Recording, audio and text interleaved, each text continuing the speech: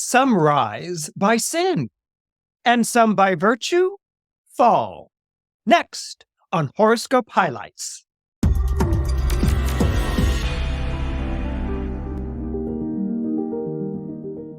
Hello, my name is Christopher Renstrom, and I'm your weekly horoscope columnist here on Astrology Hub.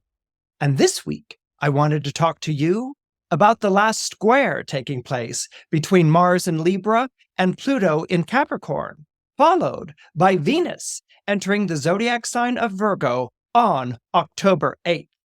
But before we begin, did you know that you could read about transits for your own sign and subscribe to my weekly newsletter? Just go to astrologyhub.com/horoscope to subscribe. Again, that's astrologyhub.com/horoscope to subscribe to my weekly newsletter. Now, let's talk about that mysterious Mars-Pluto square that's taking place, followed by Venus entering the zodiac sign of Virgo. Now, when I'm talking about this being the final square between Mars and Pluto, what I mean specifically is that it is the final square between Mars and Pluto in cardinal signs. The cardinal signs are Aries, Cancer, Libra, and Capricorn. Pluto has been in the zodiac sign of Capricorn since 2009. And so whenever Mars enters Aries, it squares Pluto. When Mars is in Cancer, opposing Pluto in Capricorn, and Mars in Cancer is in its fall. When Mars is in Cancer, opposing Pluto in Capricorn, the themes that would have been brought up in that regard would have been matriarchy versus patriarchy. Both Cancer and Capricorn are about the past and tradition, but Cancer is very much associated to the mother and the maternal line, and Capricorn, the father and the paternal line. And so there would have been some sort of opposition that took place between those two planets and those two ideas. So finally, when we come to Mars, which is in Libra, forming a square to Pluto in Capricorn, we see that Mars is in detriment. So this is quite interesting, actually. Mars in Aries is in domicile, Mars in Cancer is in fall, and Mars in Libra, which is the last of the cardinal signs before we get to Capricorn, is Mars in its detriment. It struggles. It has difficulty with that. So if Aries and Capricorn are about power struggle, and Cancer and Capricorn are about matriarchy versus patriarchy, what do we have with the Libra Capricorn square? What we have is law and order. All right, so these are the themes that Libra and Capricorn both have in common, is the idea of law and order. Now, when we go and we look at the astrological symbol of Libra, we see the scales. And as I've mentioned on a previous episode, the scales are the only sign of the zodiac which is not a living, breathing sign. Zodiac comes from the root word zodia, which is where we get the word zoo, and it meant a band of animals or a band of creatures, a ring of animals or a ring of creatures, the zodiac being an enclosed circle. So with Libra is the only one that is not a creature or an animal. Libra is an instrument. And this was a very deliberate choice with the sign Libra, because Libra was, when Julius Caesar reintroduced the zodiac sign Libra into the Roman calendar, Libra was meant to symbolize civilization. It was not about being ruled by its animal passions or giving in to its lower, baser nature. It was about civilization. And so the scales, which is basically the balance, was supposed to have been the highest point of civilization. We have scales being associated with money because the value of something is determined by placing an item in one dish and then X amount of bars of gold or bars of weights or whatever in the other.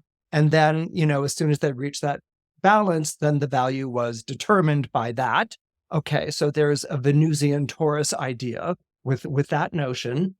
But then there was very strong association with the underworld, particularly the god of the dead, the Egyptian god of the dead, Anubis. Anubis was a jackal-headed god. And in one of our earliest portraits of Libra as the scales of the dead, we see Anubis as god of the dead, placing the heart of someone who has recently expired or died in one dish and a feather in the other. Okay, if the heart was heavier than the feather, then this person was seen as being corrupt and evil and was tossed into the belching pits of hell. If the heart and the feather struck an even balance, a delicate balance, then this was seen to be a righteous soul. And this person then went on into a beautiful and lovely paradisial afterlife. So Pluto, as Lord of the Underworld, the planet Pluto was named after Pluto, that's his Roman name. Hades is his Greek name. Pluto, the Lord of the Underworld, was associated with judging the dead. And indeed, we have three famous judges who reside in Hades. Hades was not only the name of the god, but Hades was also the name of the shadowy realm, which was the realm of the afterlife, who judged the goodness of the souls of the departed. Those judges were Aeolus, Rhadamanthus, and Minos. Aeolus was the judge of Europe. That is, anyone who died in Europe was judged by Aeolus in the underworld. Rhadamanthus was the judge of Asia. So anyone who died in Asia. Now, Asia back in ancient Greece was really associated to Egypt and nowadays what we would call Turkey. So anyone who died in Asia was judged by Rhadamanthus. He was basically the sovereign governor judge of people of Asia in the underworld. And then Minos, who was Greek himself, was the third and final vote. Okay, so one judge might be like, this is a good person, and the other judge might be like, this is a bad person. And then it was Minos who was going to judge, be basically the tiebreaker, like the vice president is in the Senate. Okay, so that was Minos's function. And so this idea of justice, this idea of judgment is going to be very much on everyone's mind as Mars approaches its final square to Pluto in Capricorn. And so that was very appealing to me. That was very like, wow, what can we say about this? I mean, certainly we can say a lot of things about it. The idea of judgment and justice is something that's very strong right now. It's very prevalent. Concerns here in America of our own Supreme Court being corrupt is very much on people's minds. Can we trust these people who sit on the Supreme Court to really keep the welfare of our country uppermost in mind? And this is something that Libras are very familiar with. Libra, as you know, it's named after the scales, and it's often associated with vacillating from one side to another, not being able to make up its mind. And people can sort of get annoyed with Libra, like make up your mind or whatever, especially Aries, who's the sign opposite Libra. It's like, do something, think something, Libra's like, well, it could be this. And Aries is like, you're impossible. Okay, so this is kind of like Libra in a nutshell. But the reason why Libra hesitates, and it doesn't really hesitate, you have to remember Libra is still a cardinal sign, which is direction oriented. The reason why Libra hesitates is because it wants to give good judgment, okay? Whatever is going to be ultimately decided, Libra is going to be responsible for. It's going to live with that decision, and there are many other people who are going to have to live with that decision as well. So when you think of a judge, who's going to render a verdict, everyone's like, they're looking up to the judge. They're like, oh, please see that I'm innocent. Please find him guilty. Please. And the judge, sits in judgment and everyone's silent and reverent and respectful.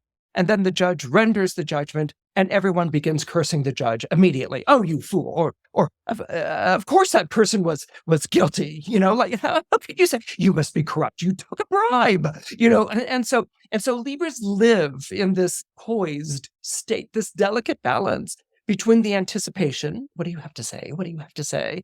And then the disappointment as a result. You're blind, happens in sports all the time, where they're yelling at the referees for their calls and things like this. Libras know all about this, and this is very much a part of this square that we're coming up with right now. Now, squares are fascinating between planets because it's a conflict, Okay, the two planets are fighting over, what are they fighting over? They're fighting over the upper hand.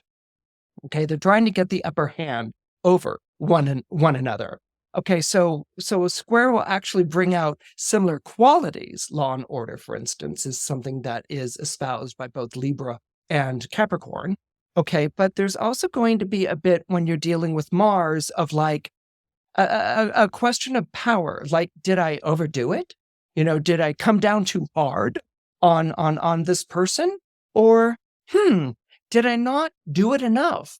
Did I show too much leniency? Did I show too much, was I too hesitant? Was I too mild-mannered about rendering this verdict? And am I going to have to deal with this again?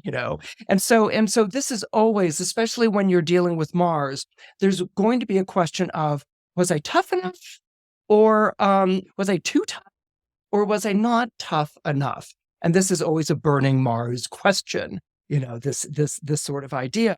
So when I was thinking of this Mars in Libra squaring Pluto in Capricorn, followed by a Venus in Virgo, okay? Venus entering the zodiac sign of Virgo on the same day. And Virgo, as we know, is the sign of the Virgin or the sign of the Maiden. That's pretty much how Virgo is understood in astrology. I was thinking, okay, what would work with a Mars in Libra, Pluto in Capricorn, Venus entering Virgo? It's kind of like a mashup, something that you get, like, throw all these ideas together and do something. Okay, well, actually, something did come to mind. The thing that came to mind was a wonderful play. It's one of my favorite plays, and it was written in the second half of his career. And it's a play by William Shakespeare called Measure for Measure. Measure for Measure is one of my absolute favorite plays. It's regarded as one of Shakespeare's WTF plays. Like, what the was he thinking writing this? Like, where was he going? Like, and particularly in the case of Measure for Measure, there was a period of time where the censors had made sure that Measure for Measure would never be performed. And you're going to find out in a quick moment. But Measure for Measure is one of Shakespeare's WTF plays. Another one of his WTF plays is All's Well That Ends Well. And finally, Winter's Tale. I mean, these are my favorites. I'm sure there's a couple of others that are hanging around, but these are really my favorite. They're almost kind of theater of the absurd. They're so unlike a Shakespeare play, and they're so heading off in their own direction. And that there were several decades there in which Measure for Measure was absolutely not performed. But here in the late 20th, particularly into the 21st century, Measure for Measure speaks volumes. It's a very modern play of Shakespeare, and that's what makes it so fascinating. One wonders what it said to the Shakespearean audience decades ago or centuries ago, but nowadays it has a very fresh and modern side to it.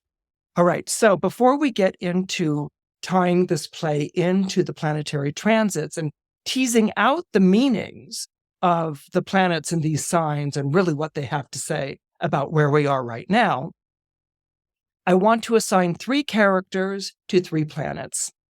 The first character is the Duke Vincentio, or Vincencio. I think it's Vincencio. Okay, we're going to go with Vincencio. There's a Duke. His name is Vincencio, and he is the governor of Vienna at this time. Shakespeare's always like placing these plays like in Verona or Denmark, and this one is in Vienna. Measure for Measure is in Vienna. And it's actually very important that Measure for Measure is in Vienna because Vienna at the time that Shakespeare was writing was a Catholic state, all right?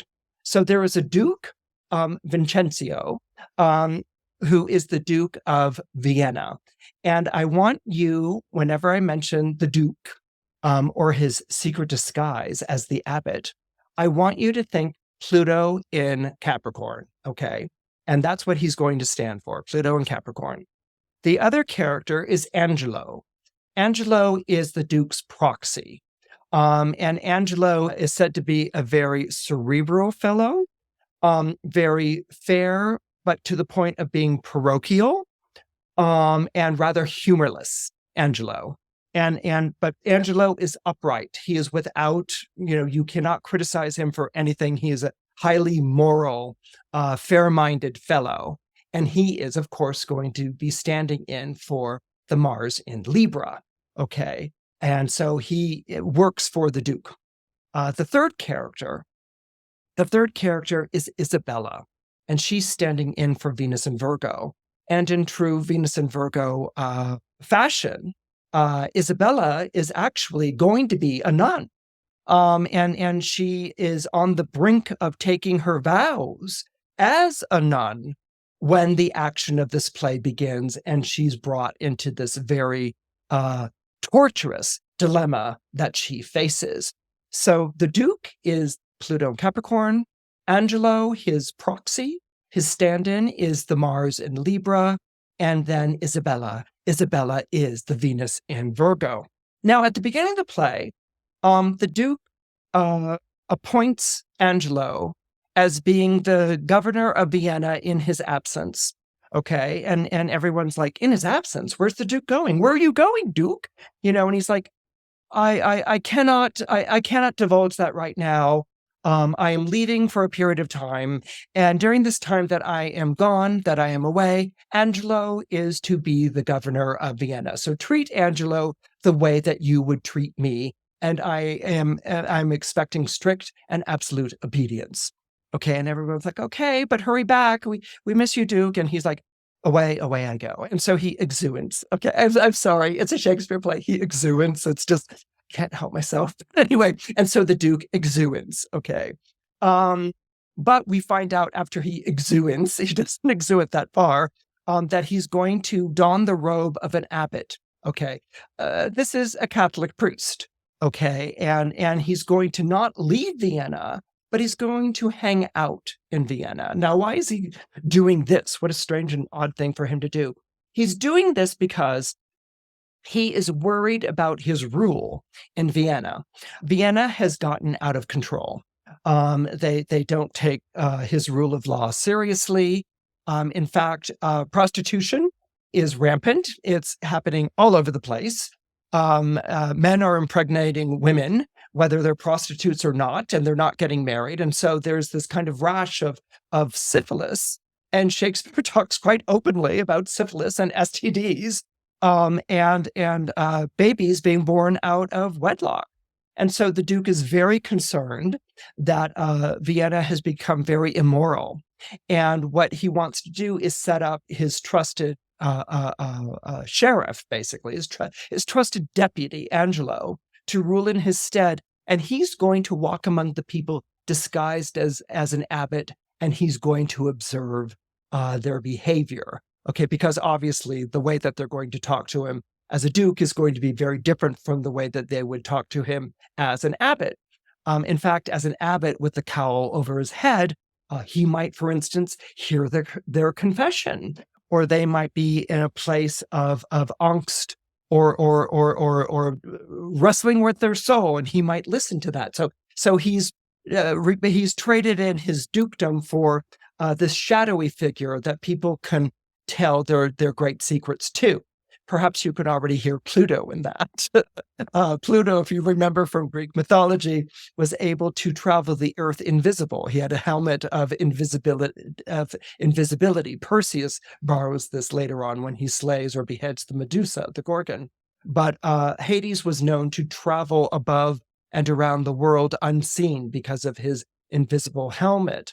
And so he's a shadowy figure, this Hades, and he's a judge. He's a judge of men's souls, judge of men and women's, humankind's souls. And so the Duke is taking on that same idea of roaming Vienna to observe what's going on here. But what he is very much concerned about is prostitution is on the rise, sexual freedom is flagrant, no one's taking responsibility for it, women are having children out of wedlock, they're not married. And so what's kind of fascinating is that we're seeing the idea of marriage emerge as a theme, and we're also seeing the idea of justice emerge as a theme in Measure for Measure. In fact, justice and marriage, the two cardinal attributes of Libra, are very much on show in this Shakespearean play. So the prostitutes are like fabulous. In my opinion, they don't have enough stage time. Okay, they should be on stage much more than they are. But they have like the best names in Shakespeare, like the keeper of the brothel, the madam. Her name is Mistress Overdone. Okay, like how fabulous is that? She's Mistress Overdone. She's the keeper of the brothel. And then her favorite prostitute is Kate Keepdown. Kate Keepdown is an excellent prostitute, and she's very famous among all the men, And so we've got Mistress Overdone and Kate Keepdown. It's just, I'm sorry, just like love it. But so Angelo is set up as the deputy in the Duke's absence, and Angelo says to the court, "We must not make a scarecrow of the law. When a scarecrow is set up to scare away scavenger birds, it becomes such a familiar presence that the birds perch on it instead of being afraid." Okay, so this is where this is the state of law and order at the beginning of the play. There are very strict laws in Vienna, but they've become lax over a period of time, and it's like birds in a scarecrow. At first they were frightened, but now they perch on it and maybe build a nest, or something. No one's paying attention to these laws. So what Angelo does is that he enforces a law that's on the law books, that if a man gets a woman pregnant, that he can be put to death immediately. Again, something that no one takes seriously until Angelo spots this fellow named Claudio, who has gotten his girlfriend, Juliet, pregnant, and she's very much heavy with child. And so Angelo has Claudio arrested on the spot, and he's to be executed the following day. And Juliet's like, wait, we're married. And Angelo's like, are you really? And she's like, well, we haven't had the ceremony yet, but we had a promise and a pledge to one another of being married, which in Elizabethan times was a custom. You actually went through these different stages towards marriage, but pledging yourself, what we would call right now an engagement ring, was seen as the same as marriage, and you could subsequently sleep with your soon-to-be wife. Well, Angelo's hearing none of it, and he condemns Claudio to death immediately. And Claudio is to be killed the following day. So Claudio beseeches his friend Lucio to go to his sister Isabella, who is that day about to enter the convent of Poor Clares, the Order of the Poor Clares. So she's about to become a nun that day. And he says to Lucio, he says, go and get her. She can plead my case before this, this iron-hearted, this unfeeling Angelo. She can plead my case, and he will listen to her, because nuns are of such virtue and held in such high esteem that he can't help but respond to her pleas for mercy. And so Lucio's like on it, and so he goes and he gets Isabella, who at that moment has shaved off her head. And she's in a simple attire, and she's about to enter the Order of the Poor Clares. Now, the Order of the Poor Clares was part of the Franciscan order. It was basically the women's version of Franciscan monks. And unlike monks who were in monasteries or cloisters who were apart from society, Franciscan monks and Order of the Clares, Poor Clares, these were monks and nuns who lived in the city, and so they helped the poor. Okay, so they weren't cloistered away from the world, but they were actually did a street ministry. The best way to think of this is basically Isabella is like maybe working for Mother Teresa. Okay, she's taking a vow of poverty, and she's there to work with people, who are poor and disadvantaged. And she comes from a very well-to-do family. And this is what she's going to do. And she's on the verge of doing this when Lucio shows up and he says, your brother's been condemned to die because he got Juliet pregnant. She's like, yeah, but they're about to be married. What's the big deal? He's like, well, that's not the way that Angelo sees it.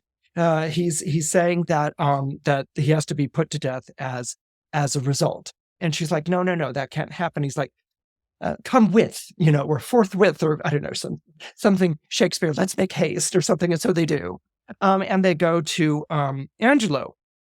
Now, what's interesting about this is that a nun can speak in a male space where women cannot. Okay, not any nun, but particularly in Isabella's case, she can, where a woman would have been silenced. Or, for instance, you have lots of women speak in male spaces, like Portia and Merchant of Venice, but they're disguised as men. So here with Isabella, she's not a queen, she's not royalty, she's a nun, but she can plead for her brother's life. And so she really sort of takes on the role of like lawyer, because she's pleading for her brother's life. She's pleading for mercy from Angelo, who is this kind of tyrannical governor.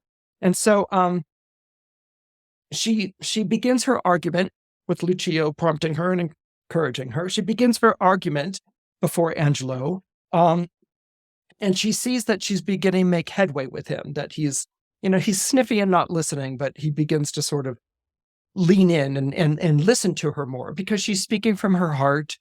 She's pleading for mercy, and she's a nun, or about to be a nun. She's not yet dressed as one. She just has her head shaved, and she's speaking quite simply.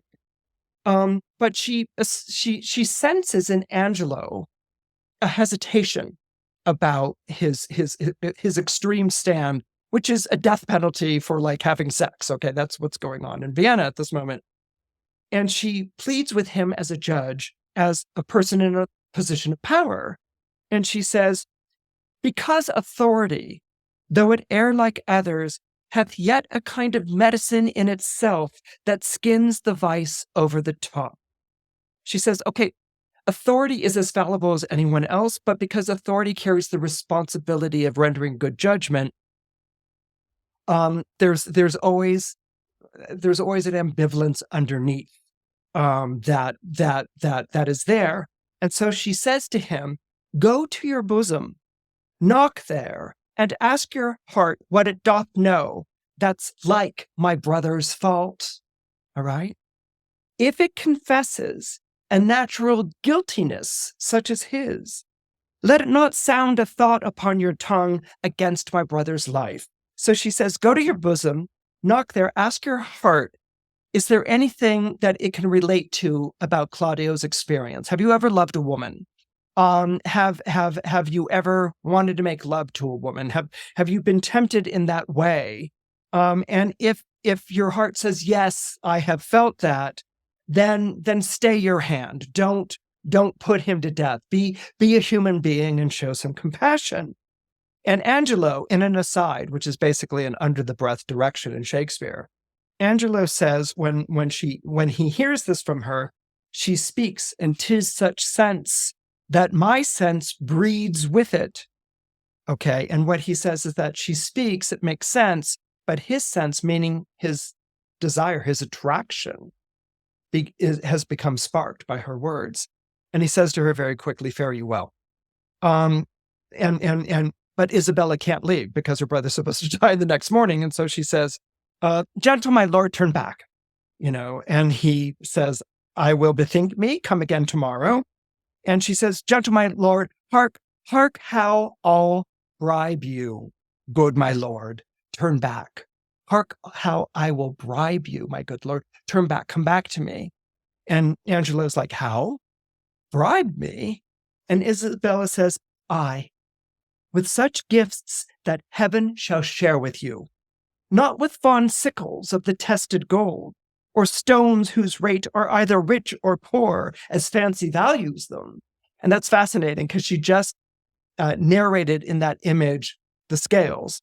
I'm going to bribe you with gifts from heaven, but not, tested gold. Gold was tested on scales, the merit of the gold. So I'm not going to bribe you with gold, which would be weighed its value on a scale, or stones, precious jewels whose rates are either rich or poor, who are also determined, valued on a scale as fancy values them.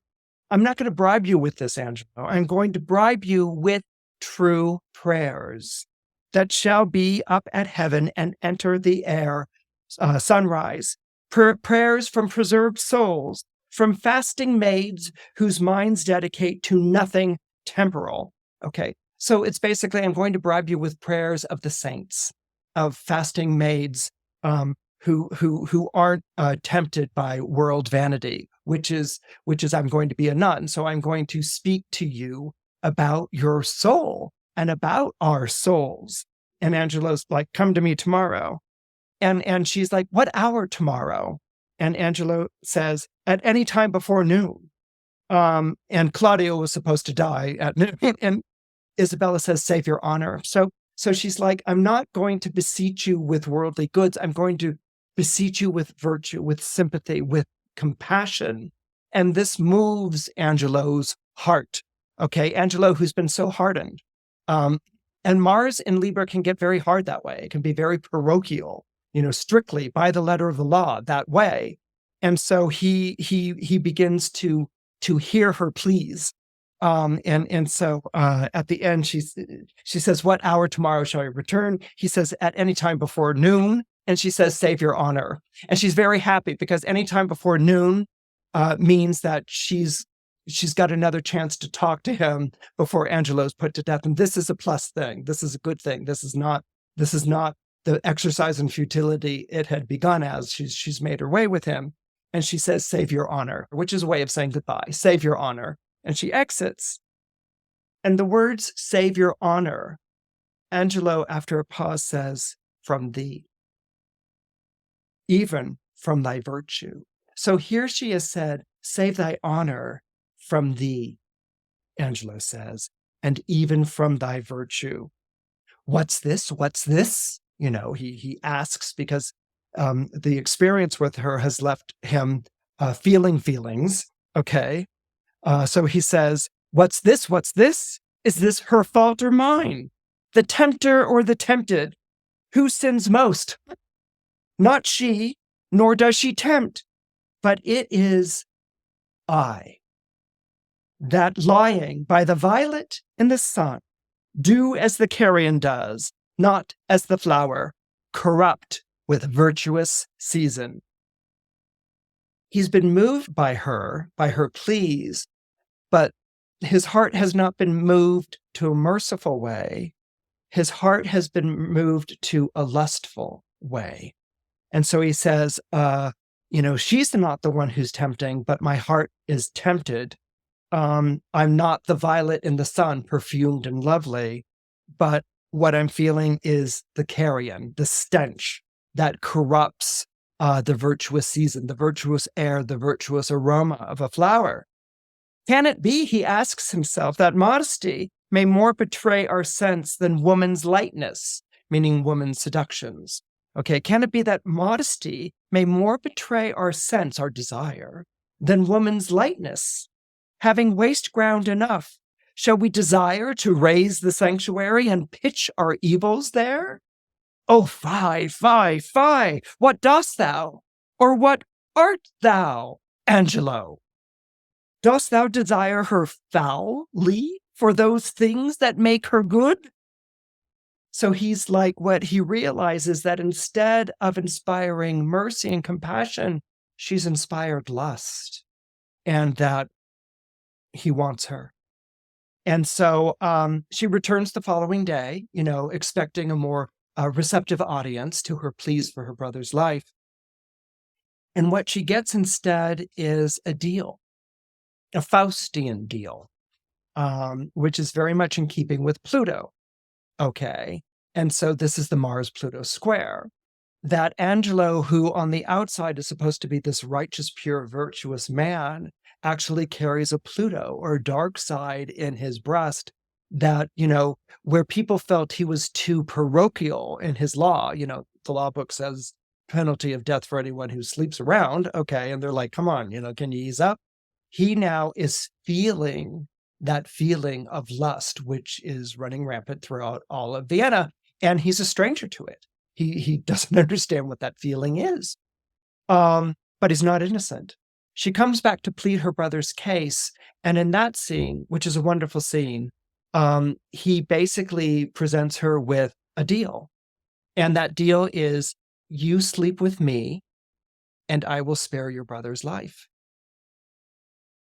which is an extraordinary thing in Shakespeare, and this is why the play was banned for as many years as it was. He says to her, "You sleep with me, you let me make love to you, and I will spare your brother's life." And she is horrified, as you can imagine. I mean, she's supposed to be taking nun's vows. Her whole point was to leave the world of marriage, the market of the world of love and marriage, and become a celibate and serve God's will in a street ministry. It's not to be an object of desire. And what's fascinating about this is that Venus is the planet of attraction. Venus is the planet that inspires desire in the heart. A lot of times, astrologers will work with this Mars-Venus equation. No, Venus is completely connected to sex and sexuality and to love, that entire spectrum. And so Venus's attribute is to inspire like. Venus is likes like. And so Venus in your chart will describe who's being attracted to you in your life. It is the power of attraction, whether we are aware of that attraction or not. And in Angelo's case, the power of Isabella's attraction is in her virtue, her chasteness. This is how he sees himself, and she is that, and he's realizing with his feelings of lust that he is not. And so he wants her. And he wants to possess her. And so will you trade in your body for your brother's life? So in a panic, Isabella returns to Claudio, her brother, and she tells him of what's going on and that she's full of tribulation. I mean, there's guilt, there's horror, guilt because she, without meaning to led someone on, and so she's blaming herself. There's horror because of what he proposes. There's guilt because she doesn't want to do that, and so she turns to her brother, and her brother responds immediately with like, "I forbid it. Do not do this. Do not do this for me. This is ridiculous, Isabella." And she's like, she breathes a sigh of relief, and he says, "If I must die, I will encounter darkness as a bride and hug it in mine arms." And Isabella is just, "There spake my brother," she says. "There my father's grave did utter forth a voice. Yes, thou must die. Thou art too noble to conserve a life in base appliances." So in other words, it's like, yes, you're agreeing to die, and you're too noble a life to let me do this for you. And what's going on here, and it's very genius of Shakespeare, many of the scenes in Measure for Measure are predicaments and dilemmas. But what also goes on in certain scenes is one character is being put in a dish opposite another character being put in an opposite dish. Okay, and they are being weighed. Okay, and this is a scene which is very much explicitly this. She comes to Claudio saying, "Shall I do this?" And he's like, "No, do not do this." And she says, "You're so noble. You speak like our father would speak, and you are too noble to conserve a life in base appliances. And in other words, you're too noble to let me do this." And Claudio's like, "Oh heavens, it cannot be." And Isabella says, "Were it but my life, Claudio, I'd throw it down for your deliverance as frankly as a pin." A pin is a reference to a hairpin. Like if it were my life, I would throw it down on the ground like a hairpin. It wouldn't be. I wouldn't even think twice if I were being asked to give my life for you.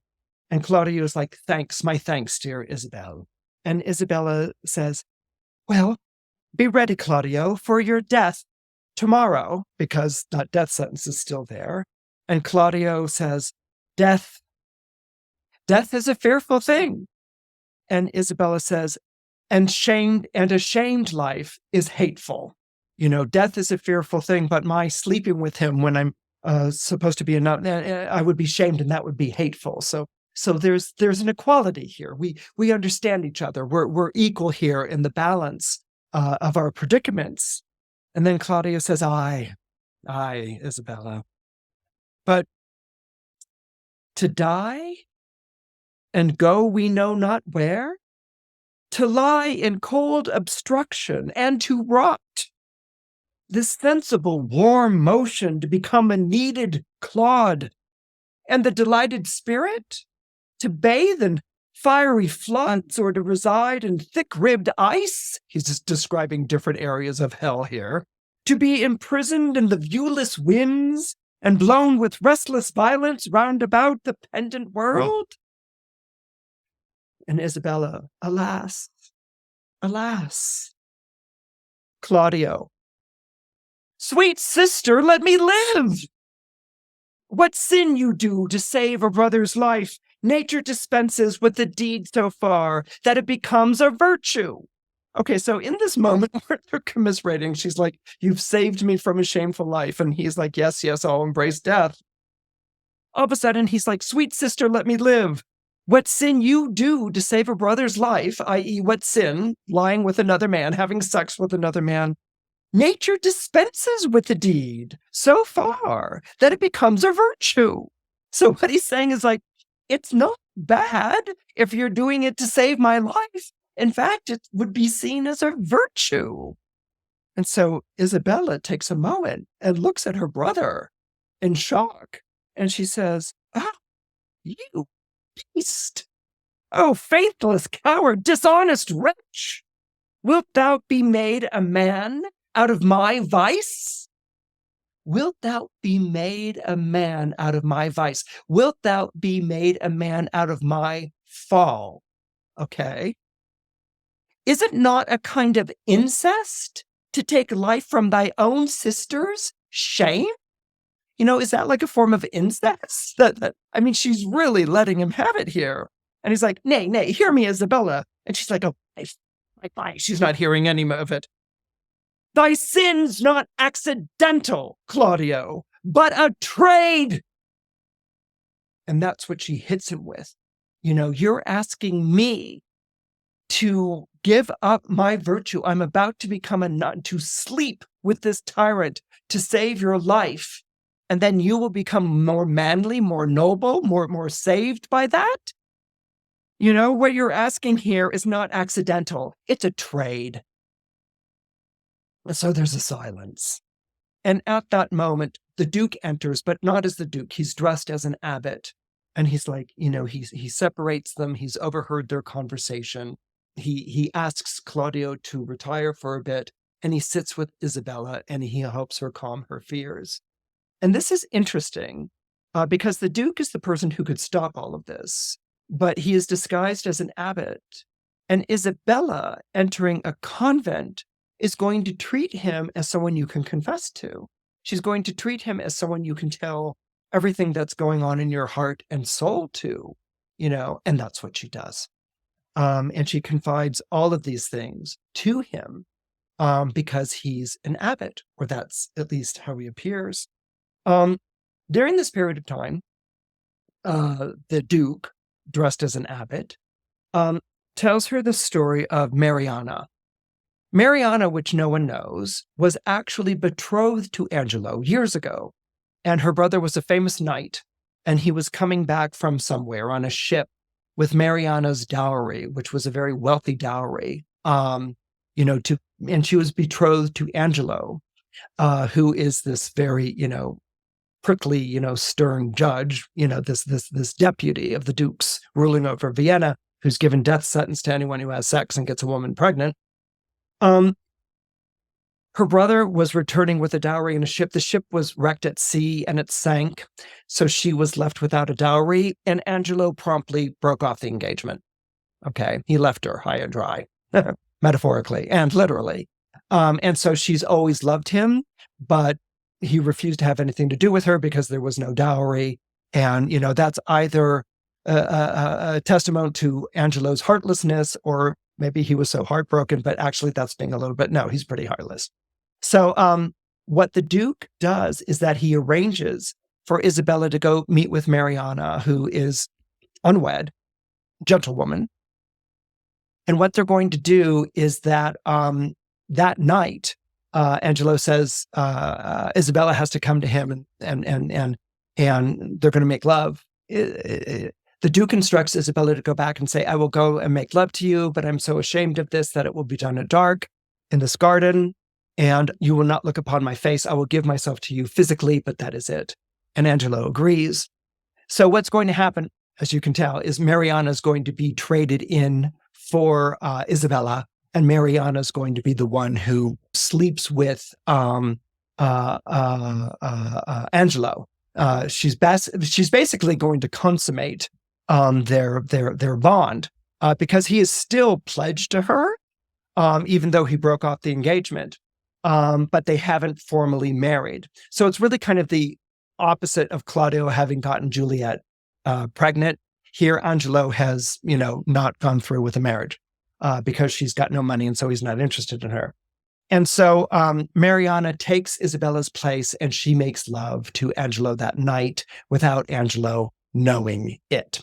All right, so that's the ruse, and it's pulled off successfully, but without Isabella really knowing the specifics, because her brother is still sentenced to die, and actually it's reported to her that Claudio did die, that Angelo didn't keep his word, because he didn't. He had no intent of keeping his word. And so Isabella wakes the following day to find that her brother has died, and that she feels even more miserable about all of this.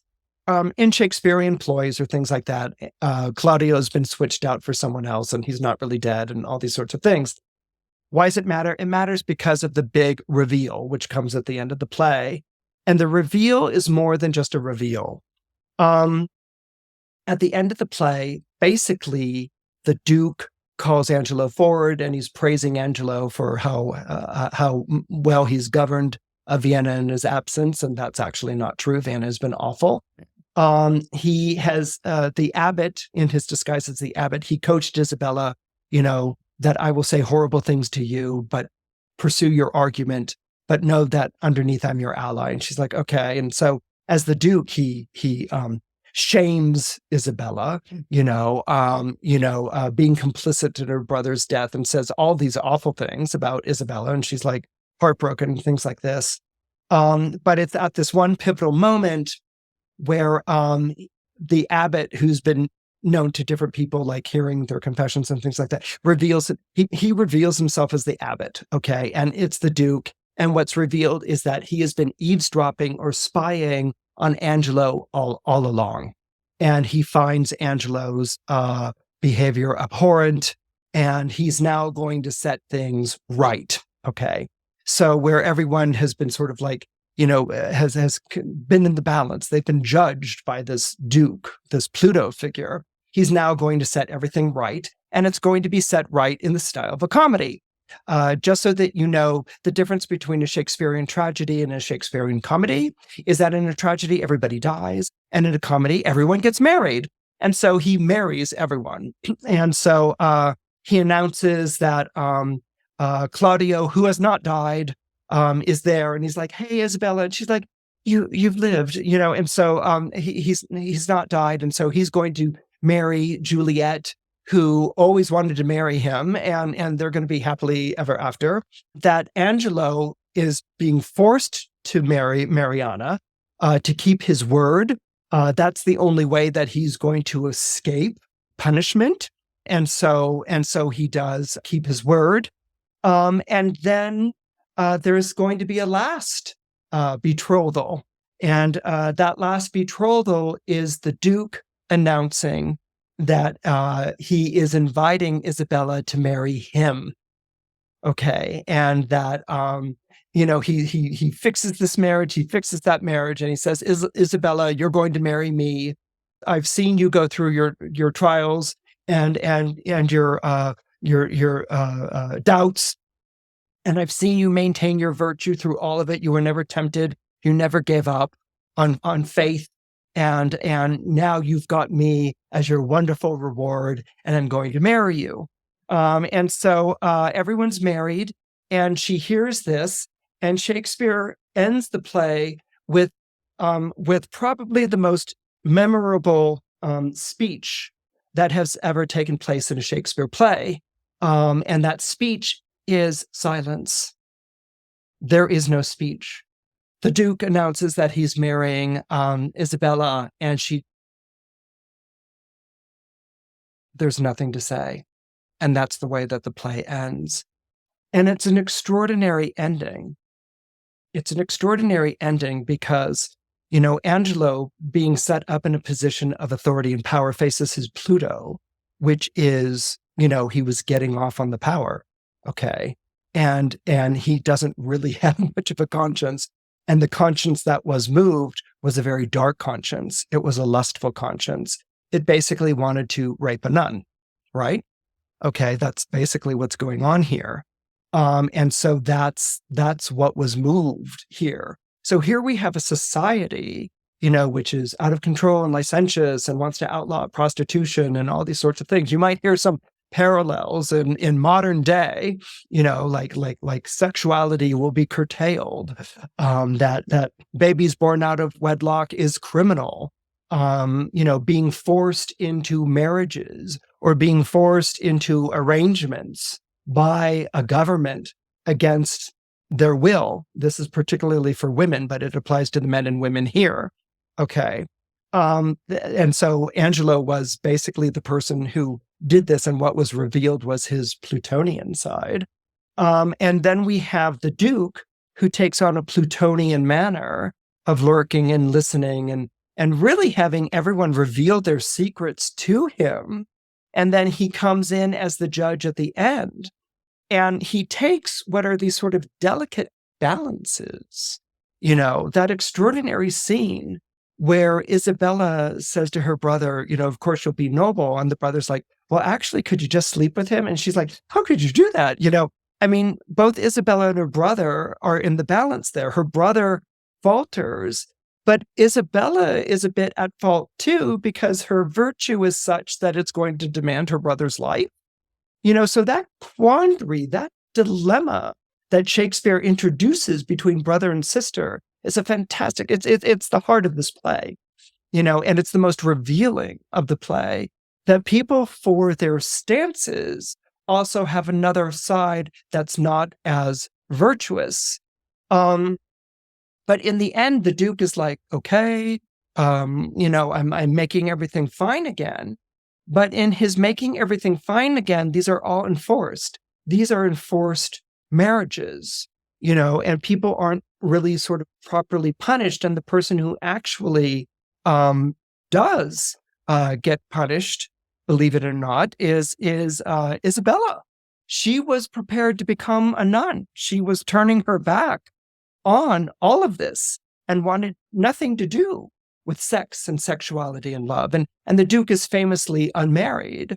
And there's a lot of rumors around that. Is he unmarried because he's disinterested with women, or is he unmarried because he's, licentious? There's all these rumors about him. And so he announces that he will marry Isabella at the end. And it brings to mind that opening phrase that I had for this week's episode, which is, some rise by sin, okay, and some by virtue fall. And Isabella as a heroine, someone who has renounced this world, who's on the verge of taking the vows of the Poor Order of Clares, is basically shanghaied and forced into a marriage with a duke, who's impressed by her virtue.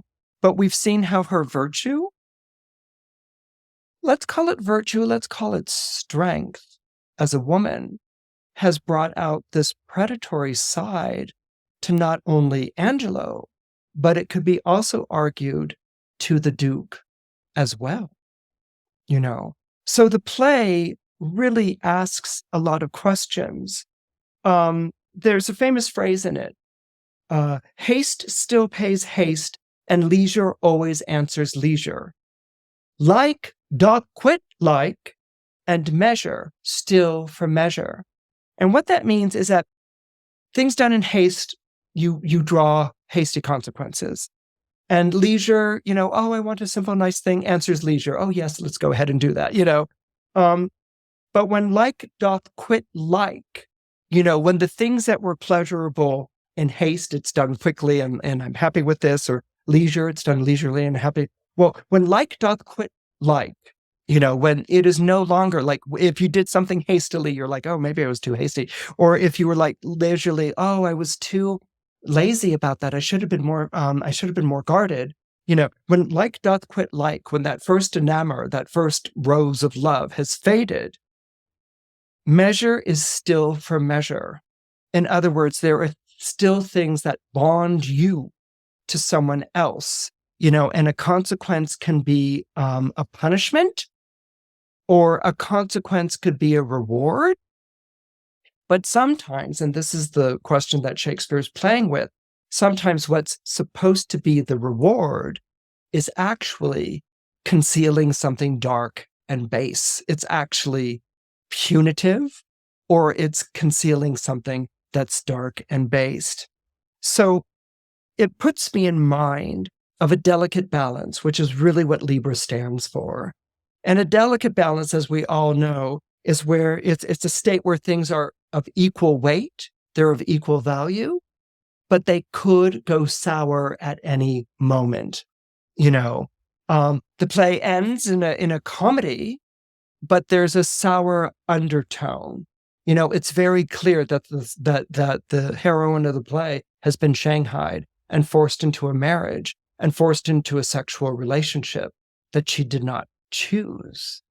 And believe it or not, a Renaissance audience would have recognized that. So that's not just a 21st century reading of the play. This is something that Shakespeare absolutely meant.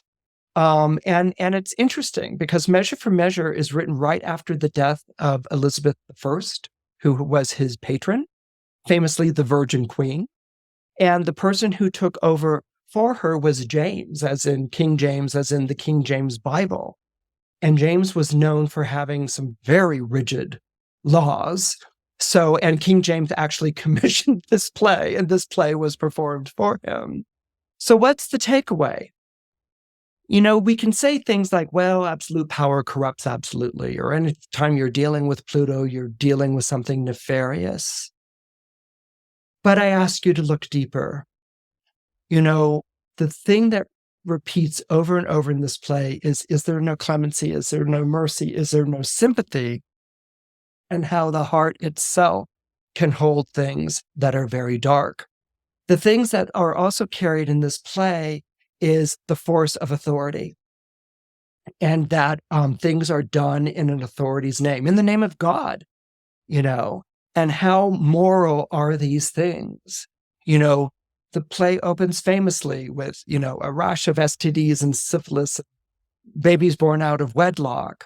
But the moral stance, at one point in the play, a character jokes, in order to escape being put to death for lovemaking, I'm going to learn from an executioner how to put people to death.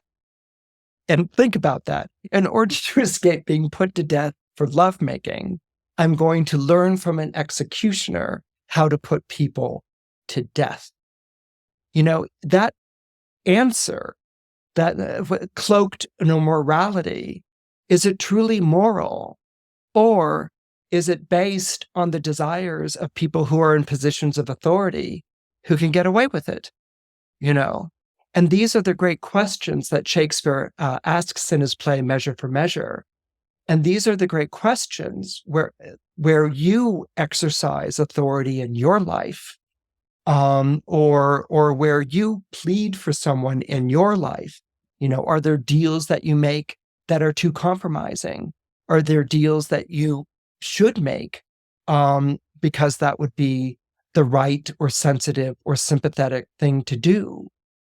Astrology, like a Shakespearean play, leaves us with dilemmas. But dilemmas are like a delicate balance. They hold in the two plates, the opposite sides. And when we force that delicate balance into a judgment, we can upset it and we can destroy everything that had come before. I hope you enjoyed this week's episode of Horoscope Highlights.